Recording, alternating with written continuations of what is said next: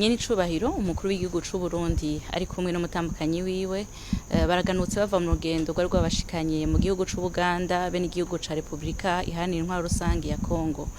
Mu gihugu c'u Buganda nyene icubahiro umukuru w'igihugu c'u Burundi yari yitavye inama yabaye ku magenekezo ya 19/0. Inama yari igira 19 ihuza abakuru b'ibihugu n'amareta bari mu mugwi bise ko ari umugwi ataho wegamiye mu vya politike, ni kuvuga ushira imbere cane cane amategeko agenga ishiramwe mpuzamakungu ONU.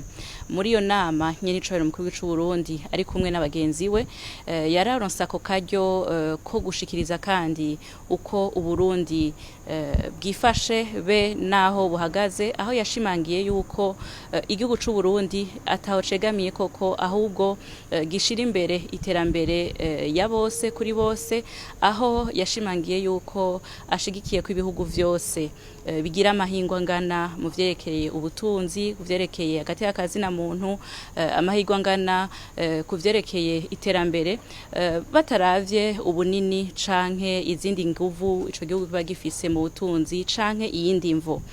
Ico rero akaba ari naco kigize umutima w'ibihugu bikoranye bihuye muri uwo mugwi.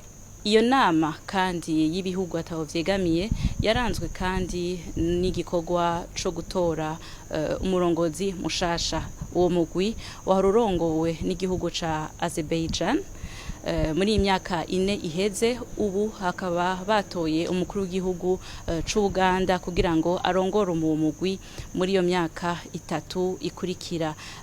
Ikiringo co kurongora umugwi nishe imyaka 3, ariko kubera ko imvo za Covid zikiza Covid cari cateye uwo yasubiriye mu ndumane akaba ari yarongoye uwo mugwi imyaka 4.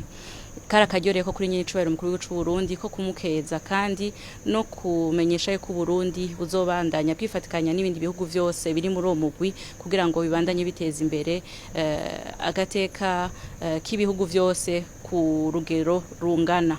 Muri iyo nama ibihugu biri muri uwo mugwi harimwo n'igihugu c'u Burundi vyarateye ivyatsi ingwano ziriko ziribonekeza hirya no hino kw'isi na cane cane mu gihugu ca Palestine, aho mbere vyasavye bishimitse yuko imigwi itariko iravuga rumwe yotorera ibibazo vyavyo biciye mu biganiro, gutyo abene gihugu ataco bariko barazira bareke gupfa kumvo zidafashe kandi zitaberekeye. Nyene icubahiro umukuru w'igihugu c'u Burundi ari kumwe n'umutambukanyi wiwe binjiye mu kibuga c'inkino aho habereye ivyo birori vyo kwimika umukuru w'igihugu ca Kongo.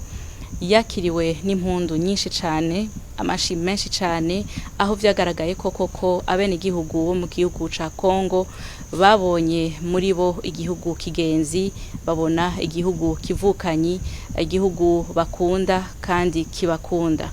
Ubucuti kuva kera eka mbere kuva mu gihe ca gikoroni, aho vyitwa yuko ari igihugu kimwe akarere kamwe kagize n'u Burundi, u Rwanda be n'agace ka Kivu y'epfo. Rero igihugu ca Kongo n'igihugu c'u Burundi vyasangiye vyinshi kuva muri kahise, n'ubu bakaba nyene icubahiro umukuru c'u Burundi yarashimangiye yuko ari ibihugu bizokwama bifatanye mu mugongo kugira ngo vyiteze imbere, ariko no kugira ngo amahoro n'umutekano bisasagare muri ako karere.